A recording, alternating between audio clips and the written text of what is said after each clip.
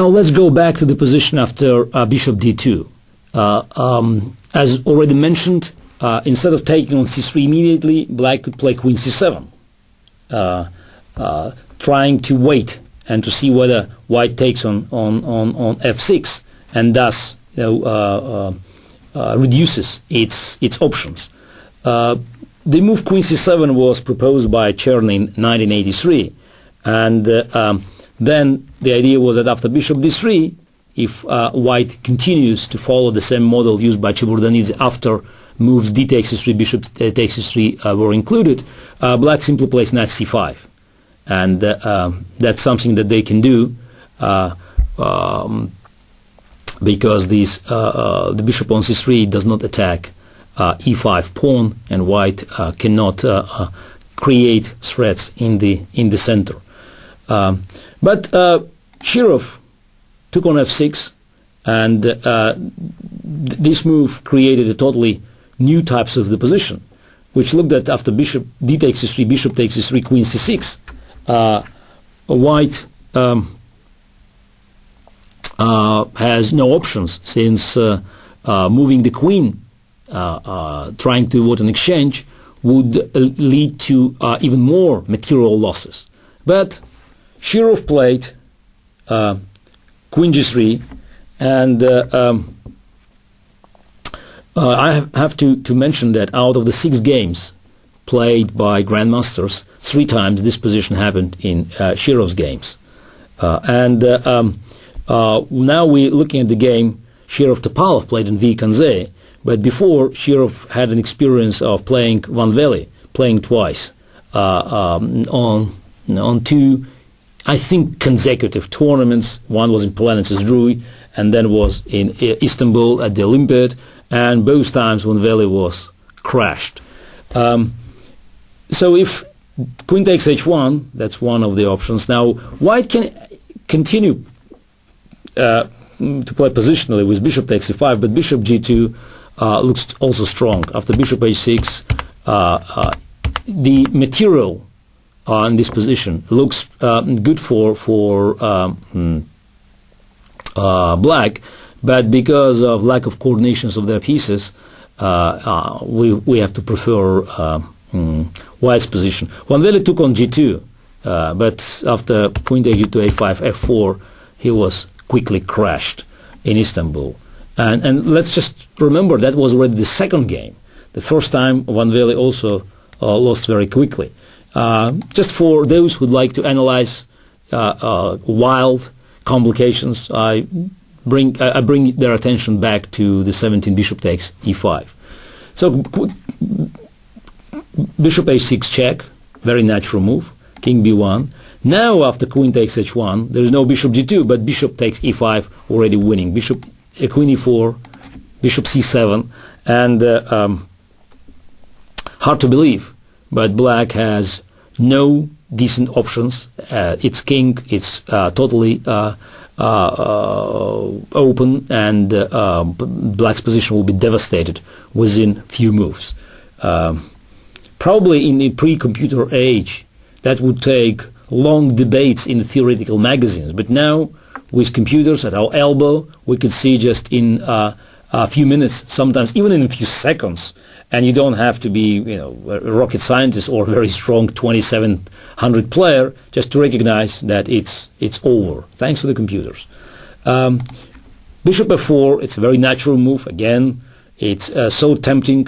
The bishop comes from f8, goes to f4, protects pawn on e5, and black even has an option of castling, which in fact Van Velle did after queen d3 at their first game. But after rook g1 check king h8, Shirov played bishop b4, but computer move queen e2, and again you can check these lines, shows that the game would be over quite soon. I would leave many lines for you to analyze, because now with computer help you can do it as well as professional players. Rook g8, That's a better move. That's what Topalov prepared. Bishop h3, but now he made a terrible mistake. King d8, so hoping to bring the king back, but after bishop b4, queen takes f6, queen c4, black lost its momentum. There's still piece up, but no defense because white rook goes on d6, and white continues its attack, and extra piece is playing literally no role. After rook g5, rook d6, f6, you can see that it's all getting pretty nasty for black. So rook g1 check, but now bishop f1, and the game is literally over, because black has nothing to counter white's continuing attack. But let's go back at move 19. Here, if Topalov played b6, I wonder whether Shirov's ability to find unique attacking resources would have helped him, because it's not easy anymore. For instance, if white played rook g1, then simply rook takes g1, rook takes g1, bishop b7, rook g8 check, and knight f8, bishop b4, bishop h6. Or if white plays bishop b4, then after bishop b7, it's still not clear whether the attack is sufficient for an extra piece. Now you could see that the moment black finishes its development, and this is the key problem, is bishop on c8, then white may really face trouble, because they sacrificed a piece at the end of the day.